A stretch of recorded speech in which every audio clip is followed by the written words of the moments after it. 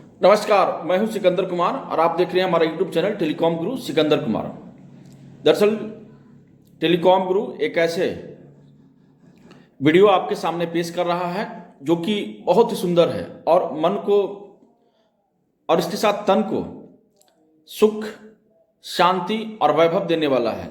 इसका वजह आप जानते हैं? इसका सबसे बड़ा वजह यह है कि 22 जनवरी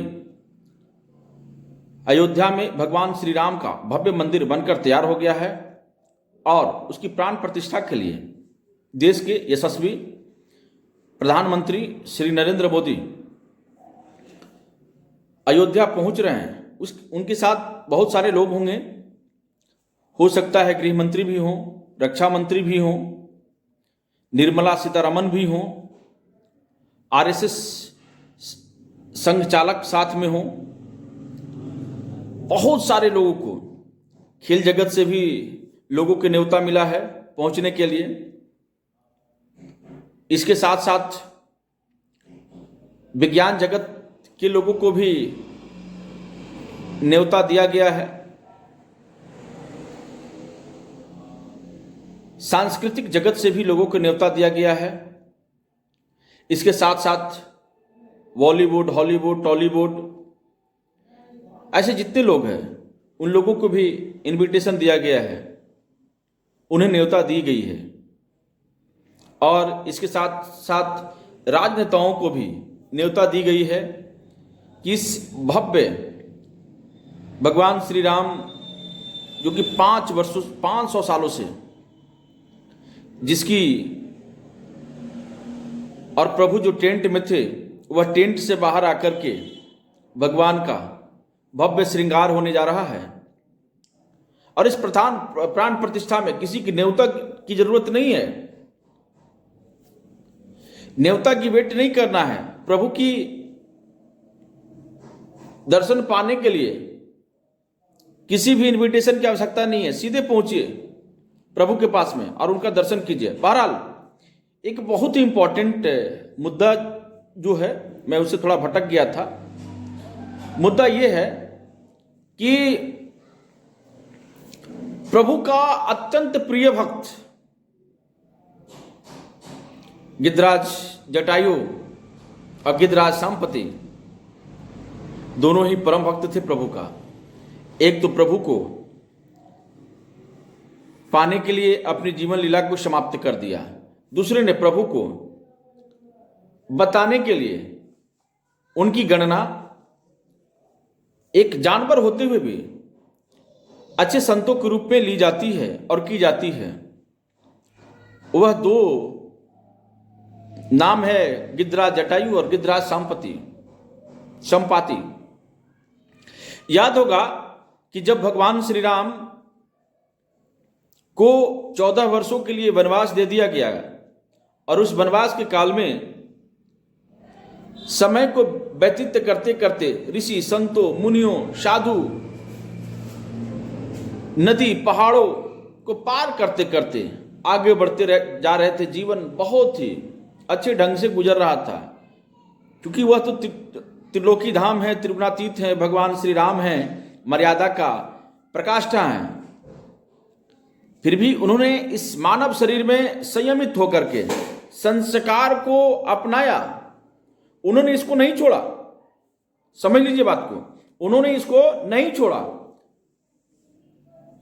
इसी क्रम में एक घटना ऐसा होता है, क्योंकि हमने कहा ना कि देखो संसार में समय चक्र, काल चक्र जो है उससे कोई पार नहीं पाया है और प्रभु भी उस विधान में अपना हाथ नहीं डालना चाहते हैं। समय एक ऐसा गुजरा, रावण की एंट्री होती है, माता सीता को हरकर ले जाने की कोशिश करता है रावण। इसी क्रम में जब माता सीता को हर करके यानी हरण किया, हरण करने के दौरान में जब वह पुष्पक विमान पर माता को साथ ले गया, तो उसी क्रम में क्या होता है, वह चिल्लाती हैं, हे आर्य, हे लक्ष्मण, हे लखन, हे दसों दिशाओं हे पेड़ों, हे पक्षियों, हे पुष्पों, मेरे प्रभु राम से कह देना कि आपकी परम प्रिय अर्धांगिनी को रावण हर कर ले गया है। बड़ी इनकी दुख भरी कहानी है, रोती हैं, चिल्लाती हैं, गिड़गिड़ाती हैं, परंतु रावण जो है ना, अपने हाथों में भगवान शिव के द्वारा दिया गया खड़ग भी उसके हाथ में था और वह पुष्पक को लेकर उड़ चला। चिल्लाते रही, भगवान श्री राम उलझ कर रह गए उस मृग को पकड़ने के लिए। उसके साथ साथ भैया लक्ष्मण भी उलझ गए प्रभु के उस बहुरूपीय की आवाज को सुन करके। भाग्य और विडंबना की कुछ और ही मजबूरी थी। उसी क्रम में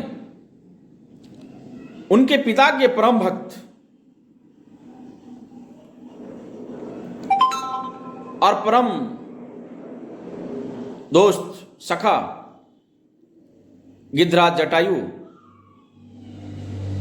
ने जब एक करुण पुकार सुना एक स्त्री का, तो उससे रहा नहीं गया। बाद में उन्होंने देखा कि यहां तो स्वयं देवी सीता हैं और उन्होंने रावण से कहा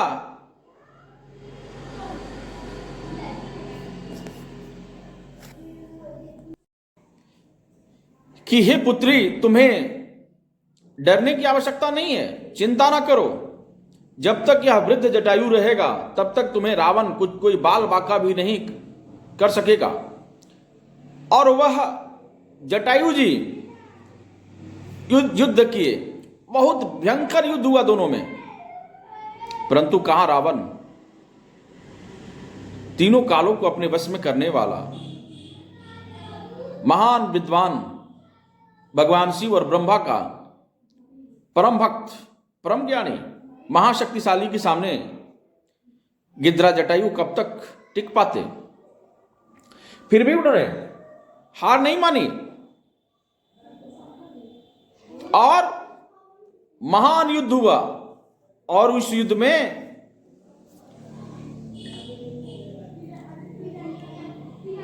रावण की होश को उन्होंने दिखा दिया और अंततः रावण ने अपनी चंद्रहास तलवार से उनकी पंखों को काट डाला और वह लहूलुहान होकर के पृथ्वी पर गिर पड़े। चिल्लाते रहे, तड़पते रहे और रावण वहां से निकल गया। परंतु तब तक उन्होंने अपने जीवन को बचाए रखा, प्रभु को पाने के लिए, प्रभु को बताने के लिए। सोचिए,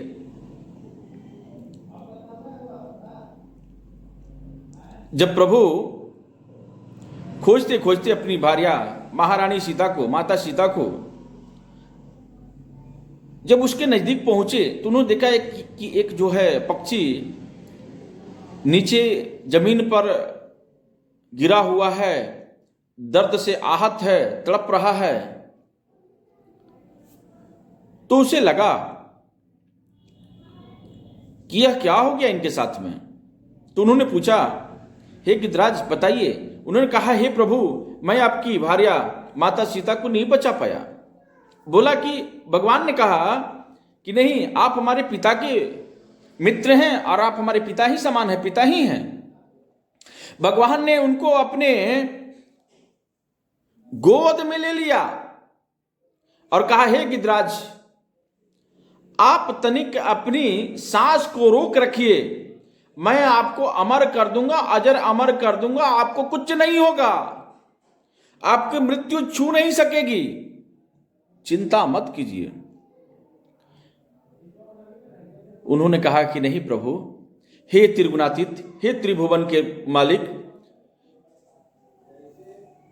आप ही तो हैं जिसमें माया, मोह, करुणा, ज्ञान, विज्ञान, संस्कार, सहजता, हर चीज आपसे ही नियंत्रण में होता है। और मैं यह शरीर कितने दिन तक रखूंगा? एक दिन तो मृत्यु तो आएगी ना।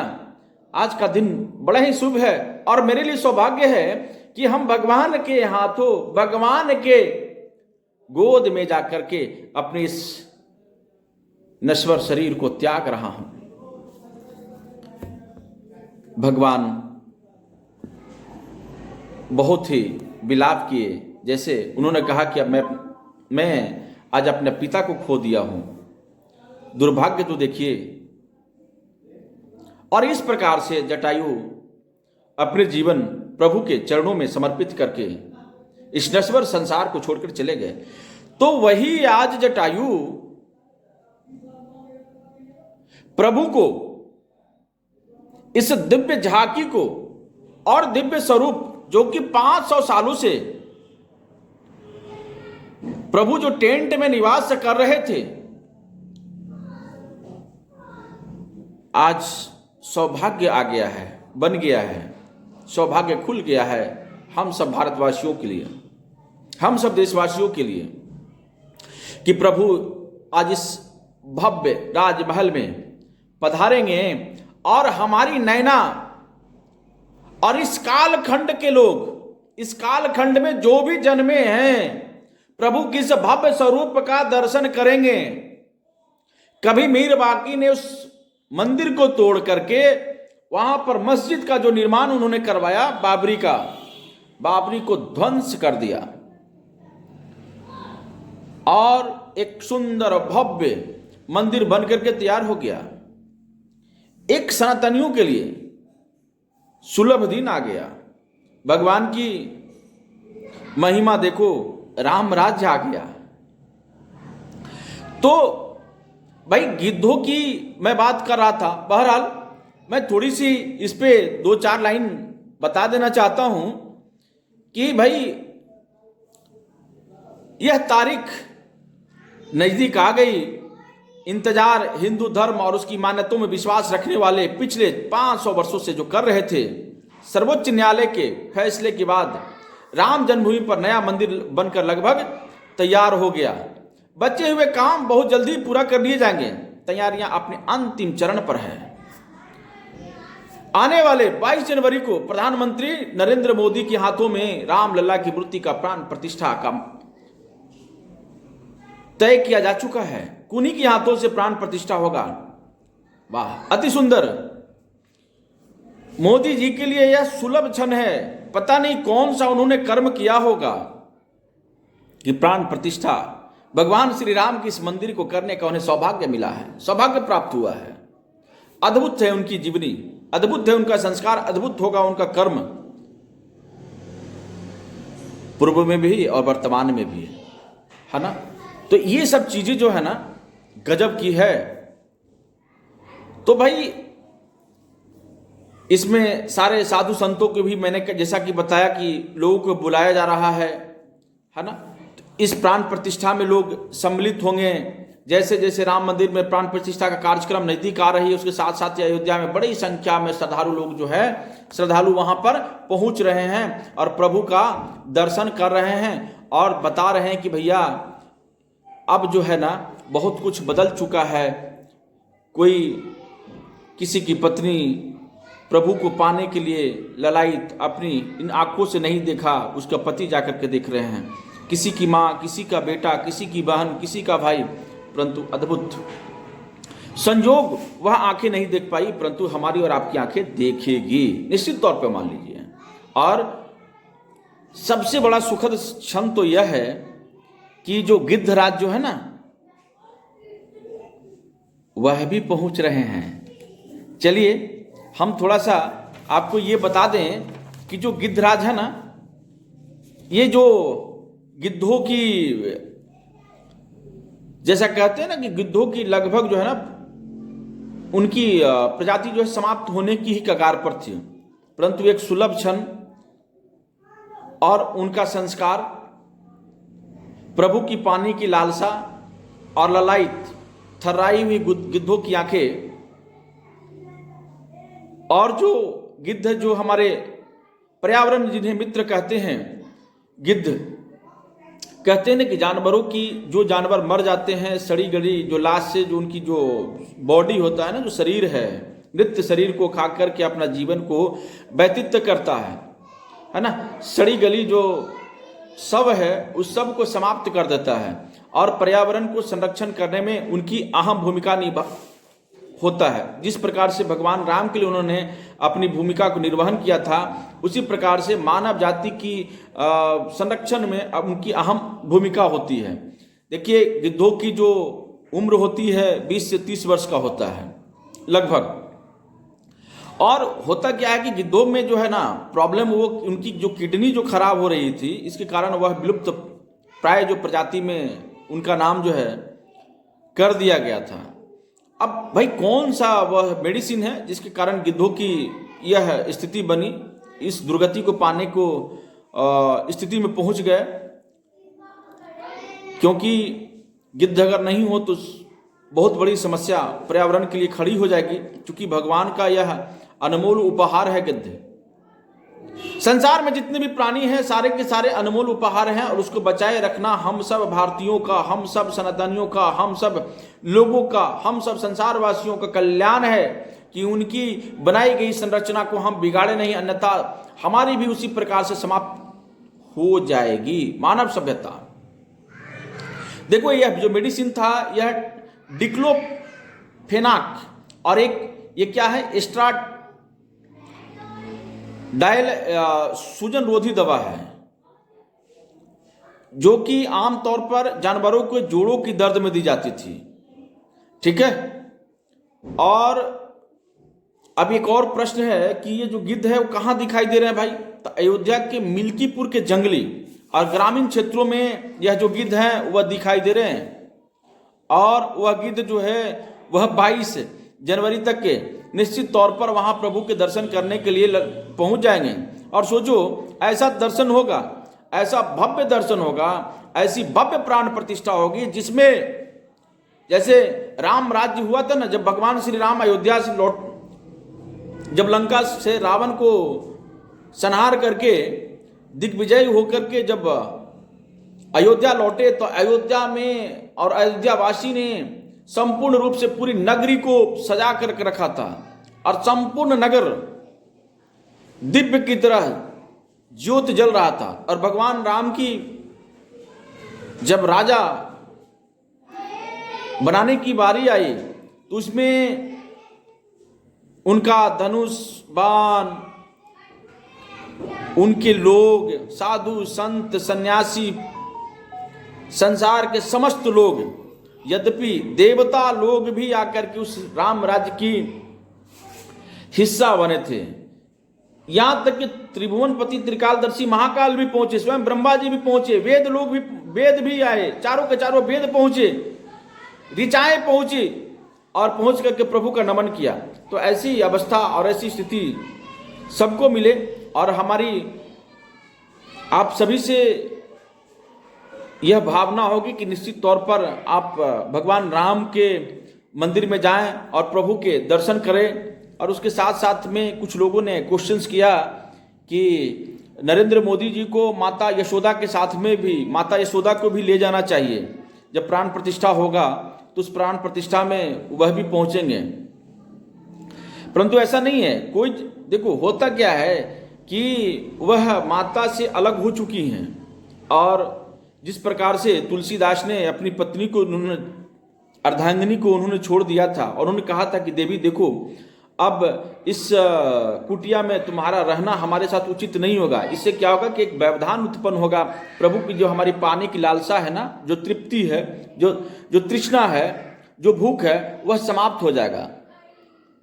तो इतना बड़ा भारत का अगर सबसे बड़ा अगर ग्रंथों की बात करें तो रामचरितमानस से आज तक की कोई ज्यादा पॉपुलर नहीं हुआ संसार में, और उसका श्रेय गोस्वामी तुलसीदास को जाता है। गोस्वामी तुलसीदास अपनी भार्या, अपनी पत्नी को नहीं छोड़ते तो शायद इस स्थिति में नहीं पहुंच पाते, वही हाड़ मांस की शरीर में फंस कर रह जाते और उनसे प्रेम में, वासना में ही लिप्त होकर के रह जाते।